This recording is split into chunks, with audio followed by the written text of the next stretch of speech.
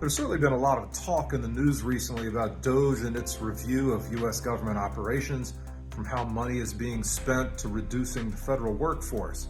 Just a few days ago, it was announced that the plan is to cut 65% of EPA spending, not 65% of the employees as initially came out. So clearly, it's a very big issue for the people being directly affected by this, whether their program previously funded by the government has been curtailed or shut down, or whether somebody's been laid off. Having spent most of my career in the private sector, I've seen things like this before. I was once with a company that became completely apathetic toward the type of work I did, and they were only interested in making their bottom line look better so that they could be purchased. Once I realized that, I got out as fast as I could.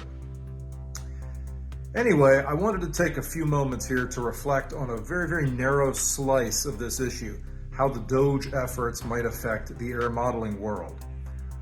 Most modeling efforts in the permitting world are primarily, if not exclusively, handled at the state level. Typically, a permit modeling analysis doesn't get to EPA unless it's PSD, so if it's a state air toxics effort, something associated with a permit renewal, applicants likely won't notice anything different because of any changes in EPA staffing. But if you've got a PSD, or you have to do something out of the ordinary with your modeling analysis and need to go through the model clearinghouse, depending on how the EPA workforce is impacted, there's a chance the timeline is going to slip. There's also the possibility that SIP work is going to slow up. Already many within the regulated community were concerned about EPA's ability to keep up with all of the new PM 2.5 annual non-attainment areas. It's not a slight against EPA at all. It's just that there's going to be a huge number of them thanks to the low level of the new NACs.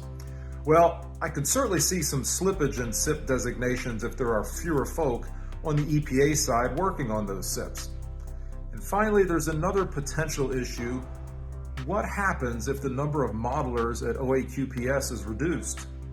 They've got what I would call a bare bones staff, which makes me all the more amazed at what they're able to pull off, maintaining and improving AirMod, working the model clearinghouse, etc. So I really hope that there aren't any reductions there, because I think that would do quite a disservice to the modeling community.